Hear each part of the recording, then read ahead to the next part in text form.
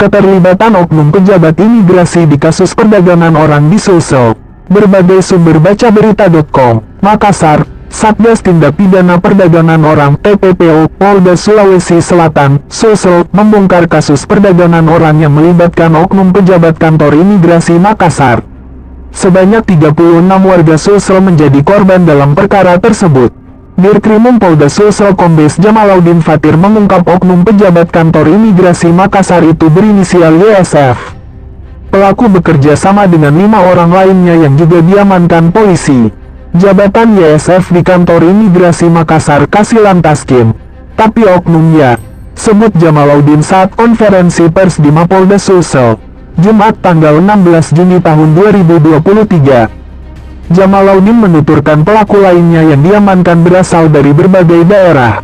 Selain YSF, pelaku yang ditangkap yakni pria inisial BK Pontianak, Makassar, WBA, Boa, dan JS Jeneponto.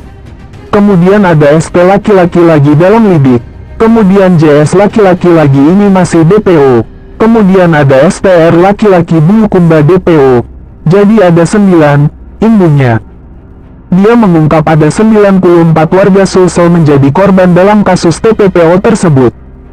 Jamalaudin mengatakan para korban berasal dari berbagai daerah di Sulsel.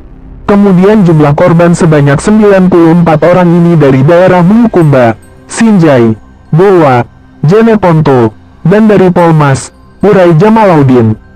Jamalaudin menuturkan para pelaku di kasus TPPO itu punya peran berbeda. Oknum pejabat kantor imigrasi Makassar ikut memuluskan rencana penyelundupan 94 warga Sulsel ke luar negeri dengan modus perekrutan pekerja migran Indonesia (PMI).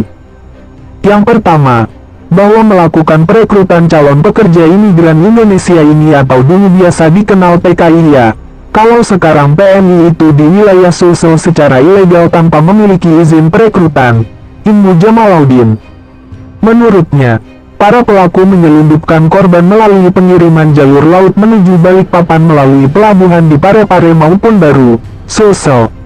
Kemudian yang kedua melalui jalur-jalur di Sulawesi Selatan di pelabuhan di Parepare ataupun di Baru pelabuhan Garongkong menuju ke Balikpapan, Batu Licin dan Nunukan.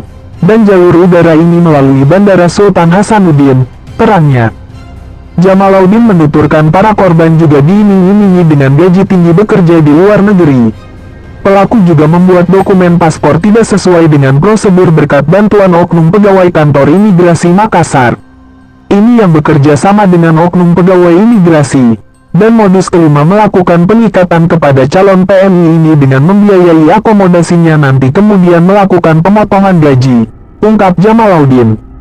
Jamalaudin menambahkan para pelaku TPPO juga menjanjikan korban jalan-jalan ke luar negeri. Sesampainya di luar negeri, ternyata korban malah dipekerjakan. Jadi rata-rata modusnya kunjungan ke luar negeri tapi faktanya nanti di sana bekerja, tegasnya. Atas perbuatannya, para pelaku dijerat Undang-Undang Nomor 21 Tahun 2007 tentang Pemberantasan Tindak Pidana Perdagangan Orang. Mereka terancam minimal 3 tahun penjara dan maksimal 15 tahun penjara, serta denda minimal 120 juta rupiah minimal 600 juta rupiah. Satgas TPPO Polda Sulsel juga turut menyita sejumlah barang bukti dalam kasus tersebut. Barang bukti yang diamankan yakni uang tunai sebesar 5,3 juta rupiah. 2 unit mobil hingga uang dalam rekening sebesar 362 juta rupiah.